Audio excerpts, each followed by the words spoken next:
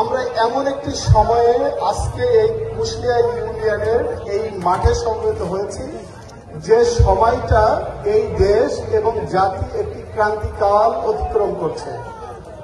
এই যে ক্রান্তিকালটা আমরা অতিক্রম করছি, এই ক্রান্তিকাল আজকে যেটার মুখোমুখি আমরা দাঁড়িয়ে আছি, এই জায়গাটাতে দাঁড়ানোর জন্য আপনারা যারা এখানে উপস্থিত হয়েছেন, আপনারা সহ আপনাদের পরিবার, আত্মীয় স্বজন যারা বাংলাদেশের স্বাধীনতা এবং সার্বভৌমত্বে যারা বিশ্বাস করে, গত 16 বছর তারা আন্দোলন সংগ্রাম করে রাস্তায় ছিল আপনাদের গণতান্ত্রিক অধিকার পুনঃপ্রতিষ্ঠা করার জন্য।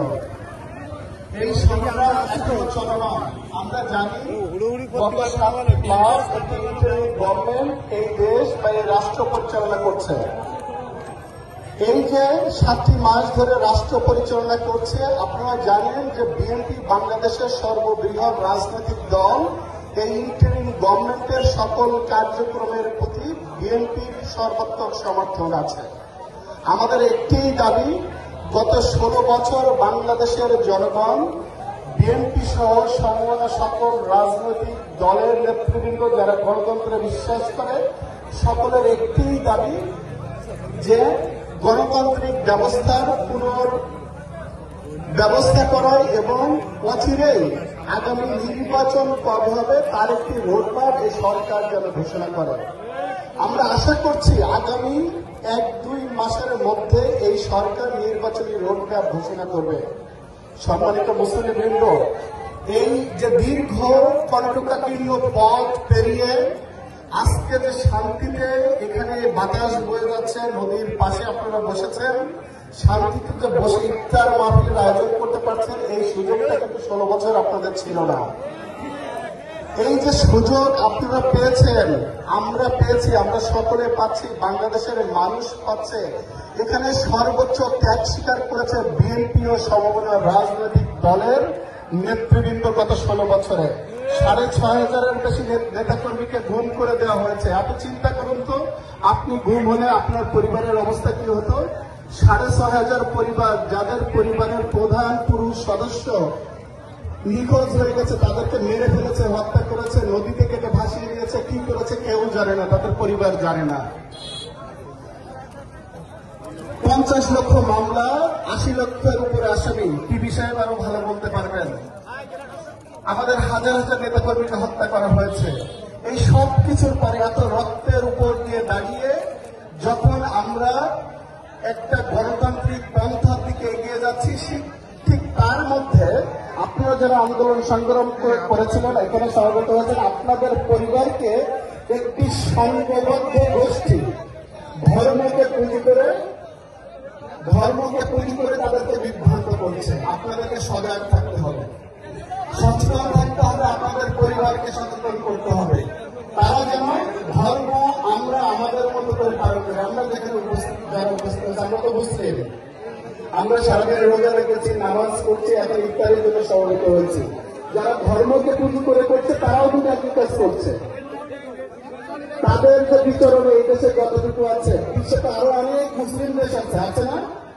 সেই মুসলিম দেশের মুসলিমরা কি জানাতে যাবে না?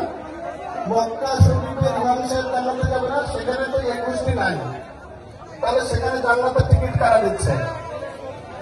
সজাগ হতে হবে আপনাদের এই বিষয়ে। রাজনৈতিক কোনো সভা সমাবেশে কথা বলবো। তারেক রহমান সাহেব বলেছেন, বিএনপি যদি রাষ্ট্র পরিচালনার দায়িত্বে আসে বা আপনারা যদি রাষ্ট্র পরিচালনার দায়িত্ব দেন, তারেক রহমান সাহেব, আপনারা যেমন এখানে উপস্থিত হয়েছেন প্রত্যেকে এক একটা পরিবারের প্রধান, আপনাদের পরিবারেও একজন প্রধান মহিলা সদস্য আছে না?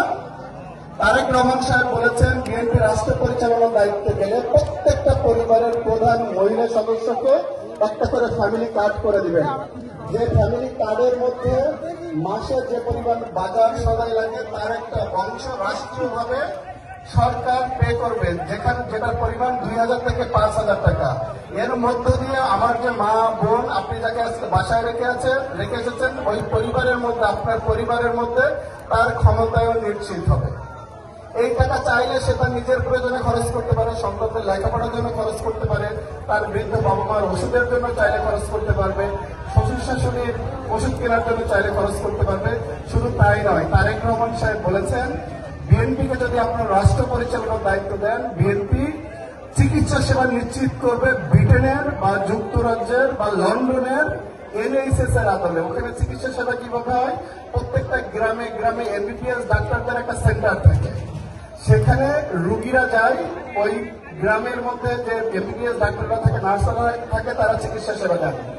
তারেক রহমান সাহেব বলেছেন উনি রাষ্ট্র পরিচালনার দায়িত্ব পেলে এই একই সেবার ব্যবস্থা গ্রামে গঞ্জে পাড়ায় মহল্লায় মা বোনদের জন্য সহ সকলের জন্য নিশ্চিত করবেন। MBBS ডাক্তাররা আপনার ঘরে দুয়ারে এসে আপনাকে চিকিৎসা দেবেন। তো সর্বোপরি কথা হলো যেটা, দেশ আজকে যে অবস্থানে আপনারা আনতে পেরেছেন এটা আমাদের সকলের কৃতিত্ব। জুলাই বিপ্লব যেটা হয়েছে সেখানে আমাদের ছাত্র জনতারা যেমন ভূমিকা রেখেছে, আমাদের প্রত্যেকটি রাজনৈতিক গণতান্ত্রিক রাজনৈতিক দল সেখানে ভূমিকা রেখেছে। সব কারোর অর্জন, কারো ত্যাগ খাটো করে দেখার কোনো সুযোগ নাই। সর্বোপরি তারেক রহমানই আগামীর বাংলাদেশের প্রধানমন্ত্রী ইনশাআল্লাহ। তারেক রহমানকে প্রধানমন্ত্রী করতে হলে আপনারা কি আমার সাথে একমত হবেন? এই সাতক্ষীরা 4 আসন ধর্ম বর্ণ নির্বিশেষে সকলকে নিয়ে তারেক রহমান যে রেইনবো ন্যাশনের কথা বলেছেন, সেই ধারণাকে লালন করে আপনারা কাঁধে কাঁধ মিলিয়ে মাঠে নেমে কাজ করতে হবে। বিএনপির 31 দফা ঘরে ঘরে পৌঁছে দিতে হবে। মা বোনদেরকে নিয়ে তারেক রহমানের ভাবনা মা বোনদের কাছে পৌঁছে দিতে হবে, তাদেরকে যেন কেউ বিভ্রান্ত না করতে পারে সেই কথাটাও তাদেরকে জানাতে হবে সকলের কাছে। এবং আশা এবং প্রত্যাশা রেখে আমি আমার সংক্ষিপ্ত কথা এখানেই ইতি টানছি। ধন্যবাদ সকলকে। আসসালামু আলাইকুম।